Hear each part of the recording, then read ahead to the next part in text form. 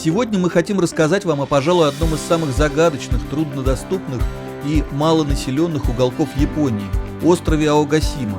Это самый южный обитаемый вулканический остров в архипелаге Идзу, расположенный в Тихом океане, к югу от главного японского острова Хонсю, примерно в 400 километрах от Токио и в 90 километрах от ближайшего острова Хатидзёдзима. О нем мы еще упомянем чуть позже. Как это ни удивительно, несмотря на свою изолированность и удаленность, остров Аогасима административно считается частью столичного региона – Токио. К слову сказать, мало кто знает, что в состав токийского губернаторства также входит порядка 200 весьма отдаленных островов в Тихом океане. Самые известные из них – это группы островов Идзу и Огасавара, но только 11 из них являются обитаемыми. Некоторые находятся на расстоянии 1000 километров от столицы. Из-за особенностей географического положения и крайне ограниченного и нестабильного транспортного сообщения поездки на Аогасиму являются затратными и рискованными. Паромы могут отменяться из-за плохой погоды, и иногда здесь можно просто застрять, в лучшем случае на несколько дней. Местные жители рассказывают, что во время тайфунов паромное сообщение может прерываться на неделю и даже больше. Добраться сюда можно исключительно с остановкой на острове Хатидзёдзима. Это еще один более крупный остров токийской метрополии. Здесь есть действующий аэропорт с ежедневным авиасообщением со столицей. Время в пути из Ханеды до Хатидзёдзимы составляет порядка часа, тогда как паромная переправа занимает в районе 10 часов. На этом острове проживает около 7000 человек. Сразу чувствуется, что власти Токио не жалеют денег на поддержание местной инфраструктуры. Дороги острова находятся в прекрасном состоянии, новые отбойники и фонари, практически нет неухоженных и необустроенных мест.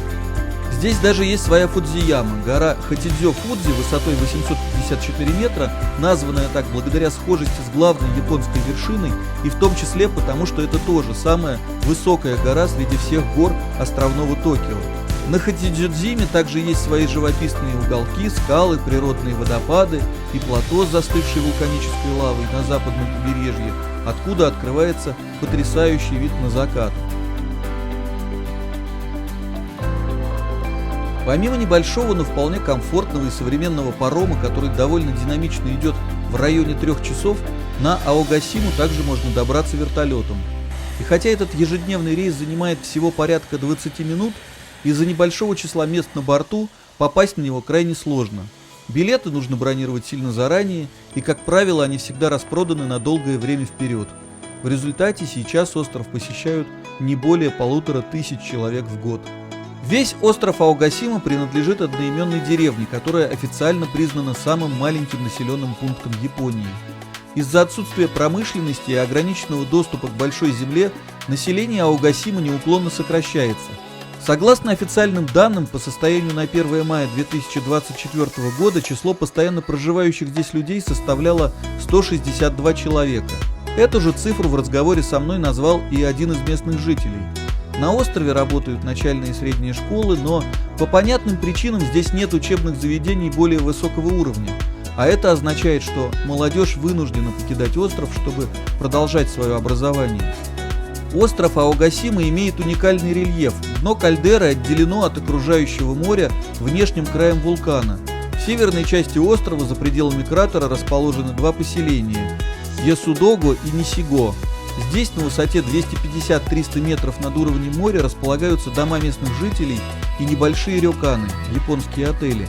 Почти все население Аогасима проживает на возвышенности с видом на океан. В результате деревню иногда называют Мачу-Пикчу Востока. Примерно 10 лет назад Аогасима получила всемирную известность в интернете, что привело к небывалому притоку посетителей, превышающему инфраструктурные возможности острова. В частности, серия статей, опубликованных на популярных американских сайтах в период с 2014 по 2016 год, привлекла сюда туристов со всего мира, что сильно затруднило доступ аогасимцев к ограниченным транспортным возможностям острова. Вертолетный маршрут является важным средством передвижения для местных жителей, и трудности с бронированием мест из-за наплыва гостей привели к серьезным осложнениям для них. Кроме того, деревня столкнулась с невиданным до того шквалом телефонных звонков на иностранных языках и необходимостью общения с потенциальными иностранными туристами, к чему мало кто здесь был готов. Сейчас доступ на остров неофициально, но, видимо, вполне намеренно ограничивается несколькими довольно простыми способами. Не имея забронированного жилья, невозможно приобрести билеты на паром или вертолет. А найти здесь гостиницу иностранцу, не говорящему по-японски, довольно сложно, учитывая, что жилой фонд здесь очень невелик, и хозяева местных мини-отелей не стремятся сотрудничать с крупными международными агрегаторами. По личному опыту могу сказать, что мне удалось договориться о ночлеге лишь после звонка по телефону напрямую хозяину гостиницы, номер которого я смог найти на сайте местной администрации. К отдельной комнате с удобствами на этаже прилагался отличный ужин в японском стиле, что было очень кстати, учитывая, что никаких ресторанов на Аогасиме просто нет. Но чем же именно так интересен этот отдаленный, труднодоступный остров? Почему любителям экзотических путешествий непременно стоит обратить на него свое внимание? Здесь очень влажный субтропический климат. Средняя влажность воздуха составляет 85% круглый год. Это самый высокий показатель среди всех островов Идзу. Остров окружен теплым течением Куросио, а среднегодовая температура на Аогасиме даже несколько выше, чем в Токио, или даже чем на юге острова Кюсю. При этом, благодаря расположению поселка на высоте почти 300 метров над уровнем моря, жара здесь переносится несколько легче, чем даже на соседней Хатидзюдзиме. В самый разгар знойного летнего сезона у большинства людей здесь не возникнет желания, да и скорее всего просто не получится искупаться в манящих, теплых и прозрачных водах кристально чистого, нетронутого воздействием цивилизации океана. На Аогасиме нет ни одного песчаного пляжа. По всему периметру береговой линии остров окружают крутые, нависающие с огромной высоты скалы. Погода здесь подвержена резким переменам, с моря практически постоянно дует сильный ветер, создавая опасные высокие волны. Приходящий один раз в сутки паром с Хатидзюдзимы швартуется в единственном и по-своему уникальном порту острова. Пока прибывшие на Аогасиму пассажиры сходят вниз по раскачиваемому на волнах трапу, сотрудники порта стремительно разгружают и загружают на борт грузовые контейнеры. Именно таким образом происходит снабжение острова всем необходимым.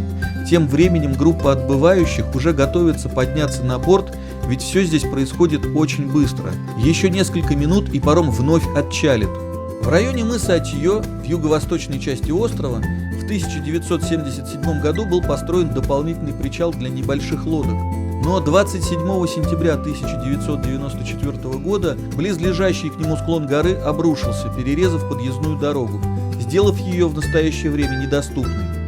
Столичное правительство пришло к выводу, что ремонт обрушившегося участка дороги технически сложен, и причал был фактически заброшен.